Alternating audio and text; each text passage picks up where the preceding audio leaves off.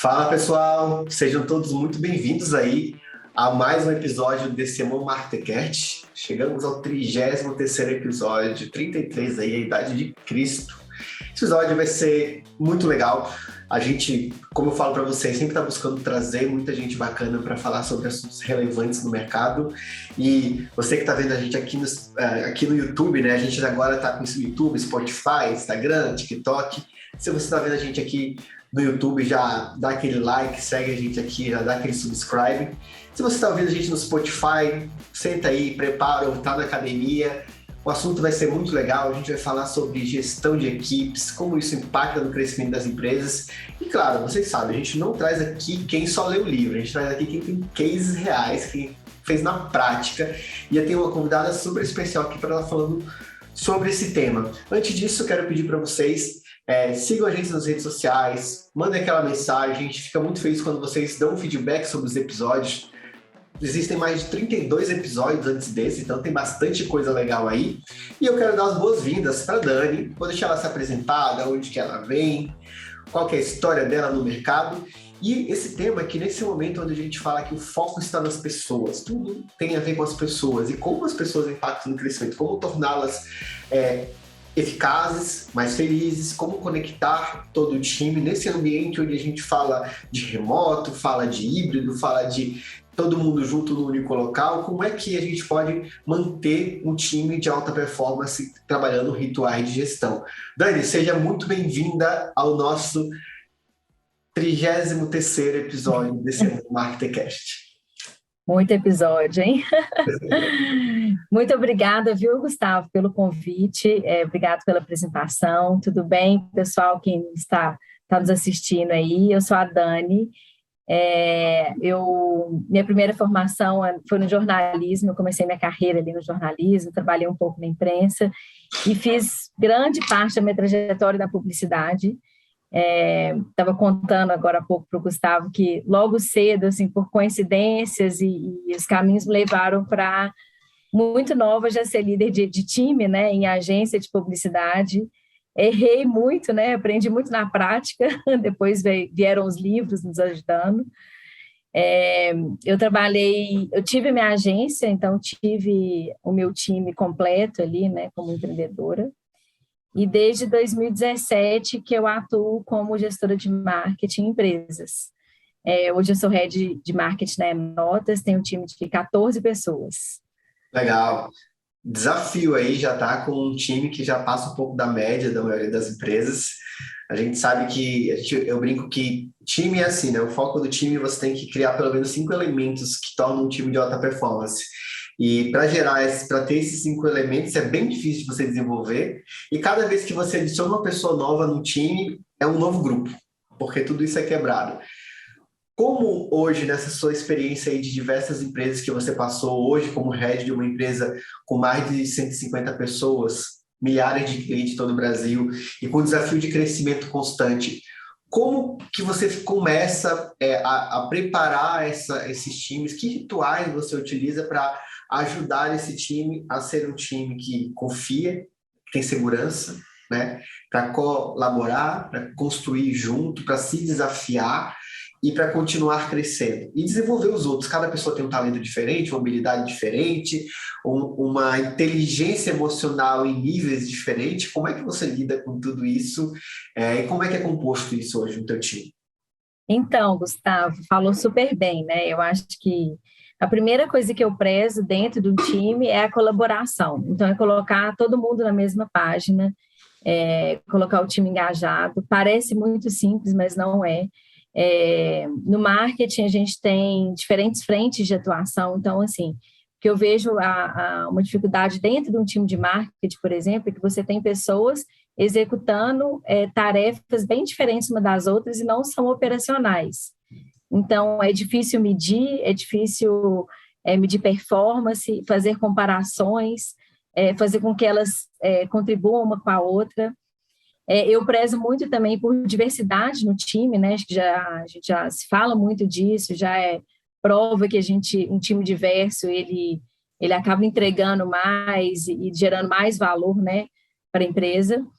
Então, é colocar essas pessoas fazendo coisas diferentes, com perfis diferentes, hoje em locais diferentes, trabalhando de forma colaborativa e engajados e na mesma página, né? Então, são muitas ações que a gente tem que fazer, e aí desde a contratação, né, se entender se aquela pessoa tem fit com a empresa, tem fit com o time, não só avaliar a qualificação técnica, né, no momento da contratação, já ter esse olhar, um olhar diferente, né, para trazer uma pessoa nova para o time. Como você falou, a integração dessa pessoa no time muda todo o jogo. Você também que já foi head, sabe, quando sai uma pessoa do time, a pessoa que está saindo, ela acha que é muito simples, né? Não, você tem um trabalho ali com cada indivíduo que ficou, porque gera uma insegurança no momento, mesmo se a pessoa saia porque ela quis, né? Não tenha sido uma demissão, gera uma pulguinha, mas por que essa pessoa está saindo? Então, assim, é aquele momento de engajar de novo o time, enfim, são ciclos, né? Não tem, a gente, estou no momento ótimo, acontece alguma coisa, a gente tem que voltar atrás. Então, aqui o que eu faço? Eu tenho os rituais de gestão, com todos, eu tenho hoje 2 supervisões intermediárias, que ajudam bastante, né? Num time desse tamanho, seria muito difícil fazer a liderança direta.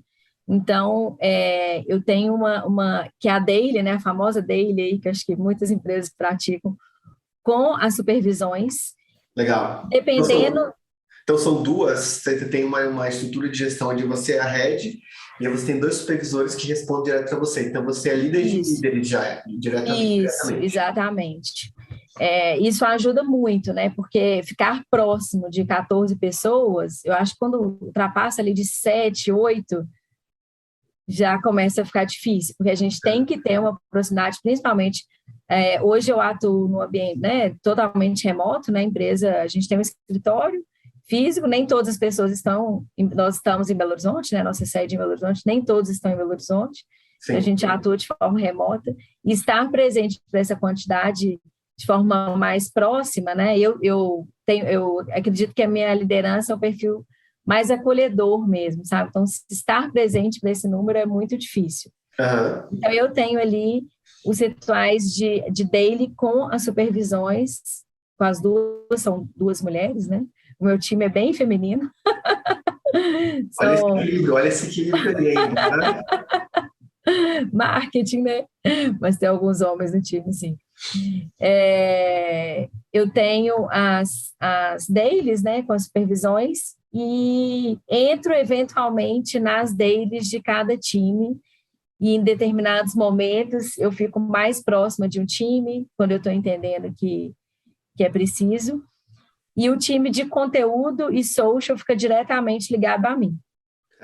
Então, eu participo também de uma daily diária com conteúdo e social. Processos rituais, né? A gente tem o feedback, o one-on-one, né? Todo mensal, e eu faço questão de não atrasar, não passar de um mês, porque acho que esse é o momento, é uma necessidade muito grande do colaborador. Eu vejo que, embora a gente tenha uma sinergia e converse muito e troque muita informação no dia a dia, eu sou muito acessível e próxima, eu acredito que eu seja uma liderança bem próxima, assim, do time todo, mas aquele ambiente formal eu acho que faz muita falta, sabe? Eu quero te fazer uma pergunta agora, que é um desafio quando a gente fala né, do remoto, não só do remoto, de qualquer outro trabalho, né? Uma das premissas de qualquer empresa é a cultura, né? E há uma grande discussão sobre não se constrói cultura no remoto, né? Remoto não possibilita a construção de cultura. Qual que é a tua visão disso? E aí, a partir disso, eu queria também que a gente explorasse um pouco desses rituais que você falou, se você está trabalhando o Scrum completo, se tem sprint review, retro, como é que funciona isso?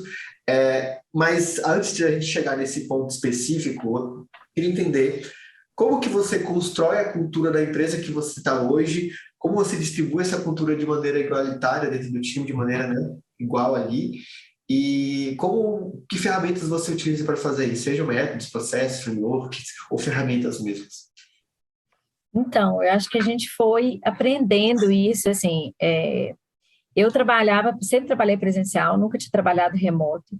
Eu passei um pequeno período durante a minha gestação, trabalhando em casa e meu time todo no presencial, eu tive muita dificuldade na época, eu não estava preparada para aquilo, e quando a pandemia iniciou, eu acreditei que não seria possível, não. Falei, não tem condição. Eu ficava assim, eu não conheço meu time. Eu lembro que eu fiz uma contratação, eu estava em outra empresa, eu fiz uma contratação no remoto, e eu fiquei, gente, eu não sei como que essa pessoa trabalha, qual que é o ritmo dela, como é que eu vou integrá-la no time, que dificuldade, vai ser impossível, a gente precisa voltar logo. E a gente foi aprendendo a trabalhar a cultura da empresa no remoto, com pequenas ações. Eu acho que não teve nenhuma grande mudança, nenhuma grande ferramenta, embora o mercado tenha vindo com várias coisas bem legais, né? A gente foi testando e ajudando, mas eu acho que foi na forma como a gente começou a levar isso com mais naturalidade e se aproximar por trás das câmeras, né? Isso, câmera aberta, a gente chegou até a comentar isso, é algo que facilita muito. E no início as pessoas ficavam com a câmera fechada, porque eles estavam num ambiente que não era o adequado, muitas vezes trabalhando do quarto, pessoas passando atrás, ficava sem graça de tossir com a câmera ligada. A gente falava, gente, mas a gente tosse, né? Tosse não pode agora por causa da Covid, né? Mas a gente, às vezes, come alguma coisa, bebe uma água, né, no presencial, por que a câmera tem que ser fechada? Mas eu acho que a gente foi aprendendo a trabalhar com naturalidade. Os rituais de gestão ajudaram, obviamente. Acho que os times de RH também foram se preparando para criar eventos, criar rotinas, se aproximar mais da liderança nesses momentos, mas eu acho que foi agir com mais naturalidade, entender que aquele era um momento diferente mesmo. E assim, ter o café virtual, fazer um encontro virtual, a gente viu que isso é possível, assim, acho que perpassa ferramentas ou outros processos, sabe? Foi agir com naturalidade, se adaptar a esse momento, assim. Eu acho legal essa questão de, às vezes vai naturalmente acontecendo, né? A gente vai construindo. Eu lembro que na minha operação anterior, na minha experiência anterior, que a gente fazia tinha vários e vários rituais, usava muitas metodologias diferentes, mas uma das coisas para essa parte mais de conectar o time para além do trabalho, porque pense, no físico, você tem aquele momento do café, da galera se encontrando no corredor, né? Você tem aquele pós-evento, você tem o pós-almoço, você tem várias ações de integração que acontecem organicamente no dia a dia e aquelas que você acaba criando de fato. E aí a gente tinha ações, coisas diferentes, mas em dado momento a gente implementou o que a gente chamava de café com marketing, que era uma ação, acho que acontecia toda sexta-feira, 2 vezes por semana, que a gente entrava na reunião e a gente podia falar de tudo menos sobre trabalho. E aí a ideia era ali, cada um pegava um quitute, alguma coisa na reunião, uma roupa à vontade, discutia, conversava sobre várias coisas, e às vezes tinha algum jogo, alguma brincadeira que fazia o pessoal se conectar, curiosidade, para a galera entender um pouco sobre o que o outro, quem é o outro do outro lado, que muita gente, vários lugares do Brasil, não tinha esse acesso. Uhum. E esse lance da conexão, da um pouco da confiança, um certo nível de intimidade, de proximidade, é desafiador de conseguir fazer de fato, porque as pessoas acabam ficando receosas de conflitar, ou que o outro vai pensar de mim. A gente fez um trabalho muito grande relacionado até entender, aplicou o DISC, né, para tentar entender quais eram os estilos de cada pessoa, né, que eram mais dominantes, o que era aquela pessoa mais de conformidade, como é que a gente encaixava elas nos negócios. Isso foi super legal para a gente entender algumas coisas. Obviamente, precisava melhorar em muitas frentes diferentes. Nesse sentido, dentro do seu trabalho aí com 14 pessoas, e aí você falou lá atrás que essas pessoas trabalham em times diferentes, né? E assim, na minha visão de gestor, é super desafiador quando você tem times diferentes trabalhando no remoto e normalmente olhando para indicadores diferentes. Como é que você fazia para unificar esse pessoal, para conseguir fazer que todo mundo olhasse para a mesma métrica ou, de certa forma, compartilhasse o mesmo objetivo? Então, legal. Acho que também tem duas coisas. Voltando um pouco atrás, eu vou te falar sobre as métricas. Mas isso, você estava comentando que vocês fizeram com o seu time do café e não falar de trabalho. eu me via assim, porque o horário do café no presencial, pós-almoço, era aquele momento de falar outras coisas, e quando a gente fazia daily, eu fazia reuniões, gente, a gente não pode dispersar foco no trabalho, né, no presencial. Quando a gente veio para o ambiente presencial, às vezes eu estava assim, com a agenda super cheia, e eu falava, não, eu preciso desse time se conectar.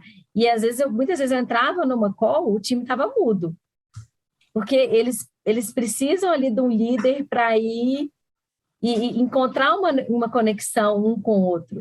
Então, muitas vezes eu ficava, falei, vamos sair desse ambiente de trabalho, como é que foi o dia, puxar um assunto, com milhões de coisas para fazer. Eu falava, não, mas isso é muito importante. Eu preciso do time conectado, porque o time conectado, eles vão trabalhar juntos, seguindo a mesma estratégia, em sinergia, de forma colaborativa. Eu preciso encontrar conexão. Então, eu preciso sair dos assuntos do trabalho. Hoje a gente tem o time inteiro uma weekly. E é exatamente isso. Assim, não tem rotina, não tem muita pauta. Eu tenho alguns assuntos, mas é o momento para a gente se conectar e encontrar conexões. No time atual, não vai rir, hein, Gustavo? Mas todo mundo gosta muito de astrologia. E a gente foi descobrindo isso, é um pouco do marketing, né? Foi descobrindo isso aos poucos. Então, a gente começou a brincar muito disso.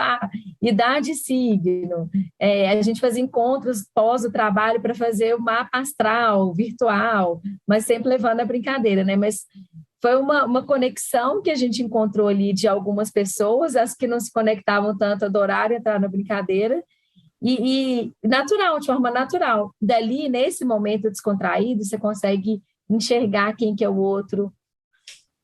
Às vezes uma pessoa que é super tímida, ela passa a virar um líder no time, mas ela precisava daquele puxão. Liderança situacional, né? Ela não Exatamente. Ela não é um líder efetivo, né? Mas ela representa a partir da influência, a partir do comportamento. E isso é muito legal, porque eu conversava com o Igor, que era head de marketing da Olist, head growth marketing, e ele falava assim, né, que quando você tem o desejo de ir para a cadeira de liderança, você tem que estar na cadeira de liderança antes de sentar nela, ou seja, se comportar de tal maneira que isso vai te levando até lá e que naturalmente as pessoas já te vejam como líder, que você influencie os comportamentos, né? E isso parte mais claramente do seu comportamento e da sua presença, do que é que você venha fazer, né? Sem dúvida, sem dúvida. Agora falando sobre as métricas, né? Eu tento trazer para todo mundo do time enxergar as nossas ações, assim, antes das métricas do marketing, enxergar onde que a empresa quer chegar, as métricas estratégicas, enxergar, eu brinco que é como enxergar o mapa de cima. Uhum. Você está andando ali embaixo. Você tem que enxergar a estratégia de cima, não só do nosso time. E depois, qual que é o papel do nosso time para ajudar a empresa a chegar ali? Então, mesmo uma cadeira de estágio, eu acho muito importante a pessoa ter essa visão mais 360. E aí ela consegue enxergar o papel dela para ajudar naquela peça a empresa chegar onde tem que chegar, não só o time como um todo. Daí ela tem o pertencimento ali do ownership, né? O que eu tenho que fazer, o que a outra pessoa tem que fazer. Eu viro um fiscalizador no bom sentido. Eu me preocupo com o que o outro está fazendo, porque eu sei onde que ele reflete meu trabalho. E isso eu acho que é um papel individual e em grupo. E reforçar. Não adianta você vir lá, para eu no kickoff do ano, apresentar as métricas, apresentar onde que você quer chegar, os números, nunca mais falar daquilo.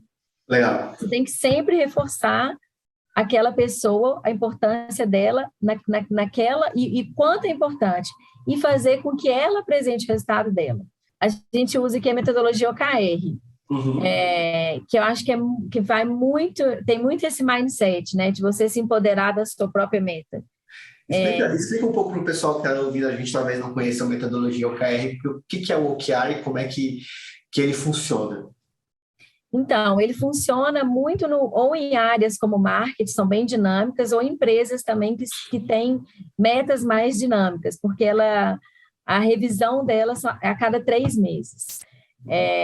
Você define metas e resultados, objetivos e resultados chaves para o time e para cada indivíduo. E isso é feito em conjunto.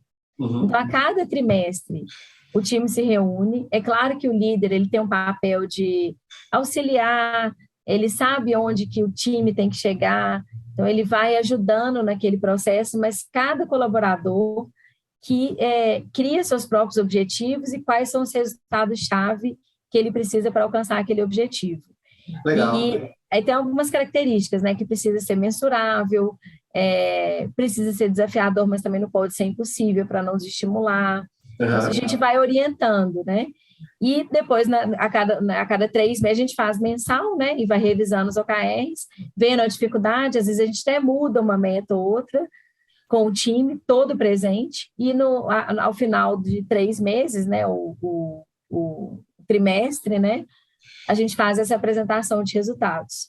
Bacana. E deixa eu perguntar, até por uma curiosidade, a gente, na minha experiência, né, a gente sempre evitou trabalhar OKRs individuais, né? A gente sempre buscou trabalhar OKRs mais focado em time ou em etapa do funil ou algo desse tipo. Como é que foi a experiência de trabalhar OKRs por pessoa em si, como você comentou? Queria explorar um pouquinho mais isso, porque nas visões que eu tive, assim, a gente acabava algumas vezes tendo dificuldade do time todo comprar quando era individual, ou a pessoa olhar só para o OKR dela, para o que ela move e não para o grande objetivo. Até por isso, o desafio de quebrar lá o estratégico da empresa, no tático, né? Que aí as equipes assumem isso e vão cascateando em atividades e ações chaves para o time, e olhando para isso como a OKR, como uma ferramenta de comunicação para saber o que está acontecendo, né? Mas a gente sentiu dificuldade. Eu confesso que lá atrás a gente rodou o OKR individual e não foi bem recebido. Assim, eu não consegui fazer exatamente essa questão de como o time se abraça por um único objetivo. Todo mundo tem que fazer gol. E não, meu foco é ter o maior número de passes certos para o cara que vai fazer gol, sabe? Como é que foi esse trabalho de vocês? Assim, o que vocês usaram para conseguir fazer que o time se engajasse? Entendi. Eu acho até que a dificuldade, porque às vezes o seu objetivo individual, ele depende de uma outra frente, de uma outra pessoa, né? Uhum. Eu acho que é a partir do princípio colaborativo. Na Enotas mesmo, um dos nossos valores é a colaboração. Isso é muito reforçado o tempo inteiro. E eu falei que logo no início, né? Que eu prezo muito a colaboração entre times. O que a gente faz? A gente tem o objetivo do marketing geral, que eu trago para o time numa reunião prévia. Depois o time se reúne, tem os objetivos de cada frente. Então, o time de branding tem os objetivos, o time de growth tem os objetivos, conteúdo, e eles fazem isso juntos. Os individuais, eles vão muito mais para projetos que as pessoas querem colocar para rodar. Ah, legal. E um pouco de métrica operacional. Então, o time de performance, aquela pessoa que está olhando para determinados dados operacionais, ela coloca lá as métricas dela. O chat, por exemplo, do comercial, né, fica dentro do time de marketing. Então, cada pessoa, olha, para eu atingir esse objetivo aqui do funil de conversão, eu queria diminuir o meu tempo de conversa com leads assim. Uhum. E ela vai olhando aquela métrica e trabalhando aquilo. Eu vim de uma empresa que comercializa um software de gestão de metas. Então, assim, eu já respiro essa metodologia até alguns anos, vamos dizer. Legal. Então, acho que a forma também de conduzir a experiência, de tornar a pessoa se empoderar mais da meta e não trazer competitividade, sabe? Sim. Aí eu vou olhar só para mim, porque eu preciso, no final do trimestre, ter conseguido. Eu não passo como é que eu vou dizer? Eu não passo olha, você tem que conseguir resultado a todo custo.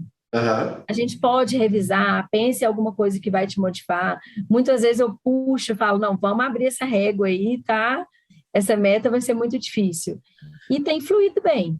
a gente vai Legal. conseguir trabalhar direitinho, assim. Eu acredito assim que acaba sendo uma questão mais adaptativa para cada momento e tipo de empresa, talvez, né? Porque Pode ser. acho que nas três experiências que eu tive com o OKR, elas individuais acabaram não sendo o melhor cenário. E aí, um pouco disso que você falou, talvez até dentro do próprio, a gente pode até falar sobre isso, né? Sobre Plano de Desenvolvimento Individual, o PDI, né? A gente acabava trabalhando KPIs e não OKRs, né? Então, os OKRs funcionavam para os objetivos que a gente tinha claro para aquele período, às vezes um semestre ou 12 meses, ou quebrava isso em quarters, e os objetivos que eram os claros ali, que eram alcançáveis ali, que a gente determinava que eram importantes para serem trabalhados e que tinha que ser compartilhado e apresentado para a empresa, que era aquilo que a gente estava focado, era trabalhado sempre pelos squads. Então, você trabalhava no método de squads, dividia 3 ou 4 squads ali, esses squads tinham esses objetivos, e a gente sempre tentava reforçar que aquele squad tinha aquele objetivo, né? Aquele objetivo e vários key results ali, vários resultados chaves, mas esse resultado chaves impactava nessa etapa impactava o resultado total. Então, esse era o objetivo. Agora, sim, tinha o KPI, por exemplo, que o cara tinha que ter lá um KPI de taxa de abertura e clique de e-mail, por exemplo. Bem operacional. Não era o OKR, era o KPI. Qual que seria o OKR aqui? Alcançar uma taxa de retenção da base de X segmento de 30% até Y período, sabe? A gente trabalhava mais dessa forma aqui. Como é que a gente alcançava isso? Botava alguns resultados chaves ali, taxa de ongoing, taxa de aha moment, etc., para cada etapa. Mas entendi teu ponto aqui e eu queria explorar um pouco disso, né? De como é que você reforçava essa comunicação, porque o lance do OKR é a galera vestir, né? Eu realmente quero fazer o que quero fazer, é meu, e você tem ali 3 meses para fazer esse ponteiro mover e a galera pegar essas ações, atividades e abraçar. Como é que você junta branding, performance, designer, as outras frentes que não são tão claras ali, as métricas, como é que você juntava essa galera? Você falou que falava com os supervisores, né? E aí, às vezes, entrava no time. Como é que você conseguia fazer isso tudo funcionar? Então, até falando dos KPIs, porque uma das premissas ali dos OKRs é você não ter muitos objetivos e resultados chaves, né? Isso, Então, sei lá, a pessoa ter 2 a 3 por trimestre, porque senão ela fica maluca. Ou seja, não tem condição de ter todos os KPIs. O marketing trabalha com muitas métricas, né? São muitas métricas para a gente olhar, muitas métricas operacionais. Então, assim, a rotina da pessoa não entra muito nos OKRs. Ela traz muito um projeto ou um desejo muito grande de uma mudança de resultado, que ela tem um desejo até pessoal de realizar, que obviamente tem que estar alinhado com o objetivo da área e da empresa, e da micro área dela ali, da frente que ela está atuando, né, do marketing e, obviamente, sinergia com a da empresa. Mas você perguntou como é que eu continuo engajando as pessoas durante ao longo do mês, né? Ao longo do processo. Ao longo especialmente assim, porque nem todo mundo vai bater meta, nem todo mundo vai alcançar o OKR. Não, Né? até porque tem mudança de rota da empresa. Eu acho que é isso que é legal, né? Porque o lance de usar o OKR, eu sempre olho para o OKR como uma ferramenta de comunicação e não como uma de mensuração, né? Sim. Mas como ela vai mudar, e às vezes o objetivo é que mude mesmo, quando você percebe que não faz sentido, como é que você mantém a galera engajada? Pô, estamos aqui, a meta devia estar em X% já, 75%, está em 32%, e ela é importante, mas a gente não está conseguindo evoluir. Eu acho que isso é muito importante, porque revisão de meta é importante para manter o time engajado.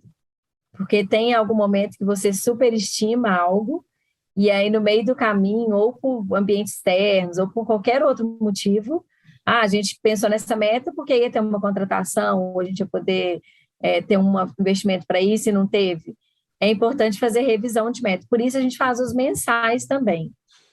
Mas, de toda forma, cada líder acompanha. Durante, né, nas reuniões nas dailies, ou, enfim, durante todo o processo, aquela determinada meta. Quando a gente fala do time de performance, SEO, social, é muito fácil trazer, muito fácil não, né? Mas é muito mais fácil construir o objetivo e o resultado-chave e métricas mensuráveis, né?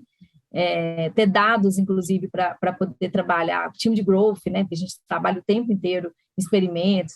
Aí você comentou do time de branding, que já é algo mais inatingível, quando você vai para o time de criação, para vídeo, e eles têm muita dificuldade. Quando a gente vai trabalhar o OKR, assim, os outros times estão trabalhando, eu direto vejo na minha agenda, ajuda para definição de OKRs, ajuda para definição de OKRs.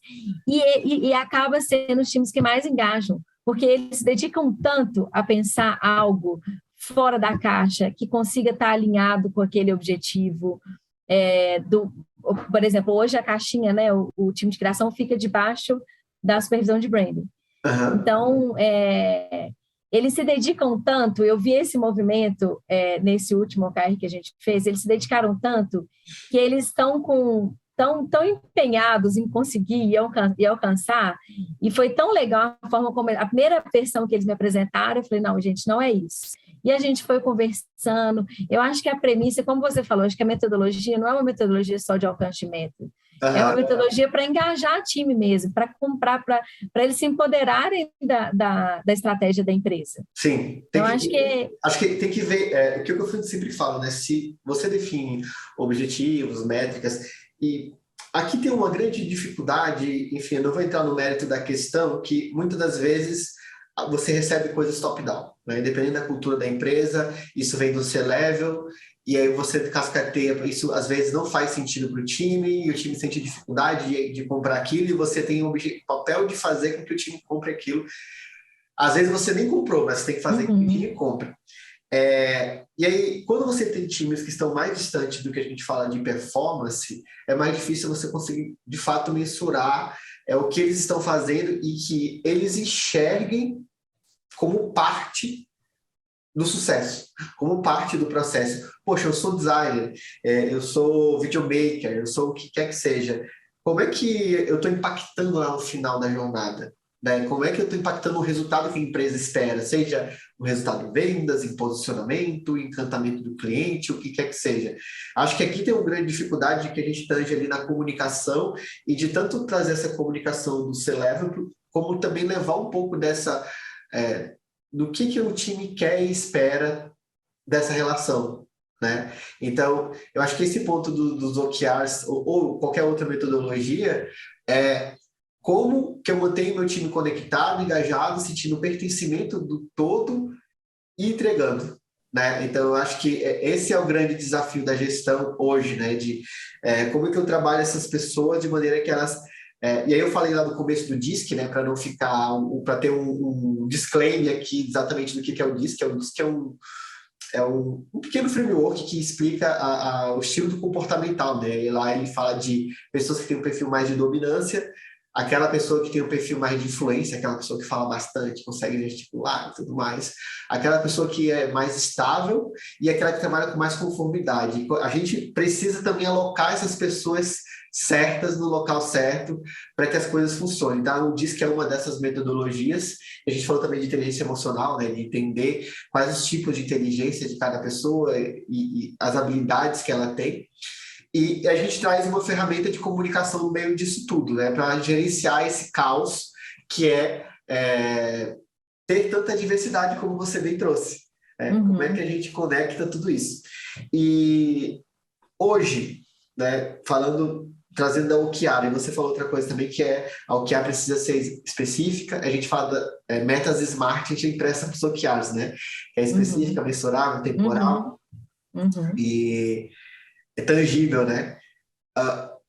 Projetos dentro do teu trabalho, dentro do que você tem de experiência, projetos entram dentro de OKRs, entram dentro dessa forma de mensuração, ou você coloca isso como um stack à parte? Para mim, entram como sim, principalmente para esses times que têm as métricas a gente tem mais dificuldade em fechar algo mensurável, né? Mas a copy do objetivo e de de como que você vai trabalhar aquilo é muito importante para o sucesso daquela OKR. E eu achei só interessante comentar, falando do DISC, perfil comportamental, que vai mudando também ao longo da jornada do profissional. Perfeito. E eu já tive o prazer, né, de ficar liderando pessoas por mais de 1 ano, 2 anos, até 3 anos, e vendo essa transformação. E é muito interessante como que você, líder, tem um papel fundamental de extrair o melhor, não só tecnicamente, porque eu já vi, debaixo da minha liderança, muita gente mudar e pivotar de carreira, e não sei se foi bom ou ruim, tá? Mas por incentivo meu, de falar, putz, essa pessoa, eu vou incentivar ela a trabalhar nessa frente, porque eu acho que ela tem toda essa habilidade. Mas também de se transformar, de transformar esse perfil comportamental mesmo. Né? Eu já vi pessoas muito introspectivas tornarem-se líderes muito ativos e vai mudando. Se você aplicar o DISC em diferentes momentos, a gente vê isso muito claro. Aqui na Enotas a gente não usa, mas a outra empresa que eu trabalhava, a gente usava a cada feedback, ou a cada 2 ou 3 feedbacks, a gente pedia para a pessoa aplicar novamente. E a gente ia vendo essa transformação, que é muito legal. Eu acho que no marketing, principalmente, a gente trabalha muito em projetos, né? Então, acho que depende muito só a forma como a gente resume aquele projeto. Ele não pode falar, executar tal projeto. Às vezes, dividir em fases, quais são as entregas. Eu acho que eu trabalho, sim, com projeto dentro de OKR. Legal. Acho que caminhando aqui um pouco para o fim do nosso papo, eu sempre falo que papo bom passa rápido, né? Isso tudo que a gente falou no fim do dia vai fazer com que o time esteja engajado, entregando, né? E vai impactar em todos os indicadores da empresa. E isso acho que é a mágica da coisa. A gente poderia falar horas aqui sobre outras metodologias, outras coisas que se encaixam no meio desse processo, né? Mas acho que a gente pode voltar nesse papo em um outro momento. E você falou da Enotas. O que é Enotas em si, né? O que vocês fazem no dia a dia mesmo da operação? Qual é o propósito do Enotas? O que vocês vendem que tanto encanta o cliente de fora quanto o cliente de dentro? Então, a gente assume um desafio que ninguém gosta, que é de emissão de nota fiscal. Legal. Na verdade, hoje, a Enotas é uma empresa de tecnologia, né? Uma startup que vem escalando aí nos últimos anos, né? Bastante. A gente comercializa hoje 3 produtos. Um produto que é focado ali no empreendedor digital, no infoprodutor, quem vende online, serviço. A gente vende uma plataforma, né, para emissão de nota fiscal de forma automatizada para quem tem larga escala ali de emissão de nota. É uma plataforma integrada com plataformas de cursos, meios de pagamento, enfim, facilita o dia a dia do empreendedor digital. E os outros 2 produtos é de emissão e consulta de nota fiscal para empresas que têm um software e querem comprar a inteligência, né? Uma API de emissão e consulta de nota também, que tem um desafio, às vezes, de escalar para o Brasil todo. A gente tem hoje mais de 1.500 prefeituras integradas, muitas plataformas. Legal. Muito bom, muito bacana. Hoje vocês estão em torno de 150 pessoas, né? Isso. E é Minas? Isso, Belo Horizonte. Mas aí atuando no Brasil todo. Os convites que eu não recebo, né? Vem para Minas, comer um pão de queijo, tomar um café. Super convidado. O nosso cafezinho aqui na Enotas é especial, viu? Olha, um dia a gente faz um episódio presencial lá, uma imersão em presencial, contando a história e os cases da Enotas aí para os marketers. Legal. Dani, obrigado demais pelo papo. Fala um pouquinho de como é que as pessoas te encontram aí na internet, uma referência de um livro, algo que você queira compartilhar, e fica à vontade aí para se despedir da nossa audiência. Legal, Gustavo. Muito obrigada, viu? Estou à disposição. Podem me seguir lá no LinkedIn. É Daniela Doyle, ficou aqui Dani o tempo todo, né? Podem me seguir, me procurar, fiquem à vontade para tirar dúvidas. Estou super à disposição e esperando todos vocês aqui para o cafezinho aqui na Enotas. Ótimo, então. Pessoal, muito obrigado a todo mundo que ficou com a gente até agora aqui no Decimo Marketercast. Curta, compartilhe, recomende para o amigo. Essa discussão aqui um pouco sobre... A gente chegou bem na camada de introdução sobre, de fato, estilos de liderança, falamos um pouquinho sobre rituais, um pouco sobre OKR, bastante coisa para você pesquisar e entender um pouquinho mais se você está no começo dessa jornada como gestor ou tem interesse em saber um pouquinho mais sobre liderança de pessoas e processos. Grande abraço, fiquem com Deus e até o próximo episódio. Tchau, tchau. Tchau, tchau, pessoal.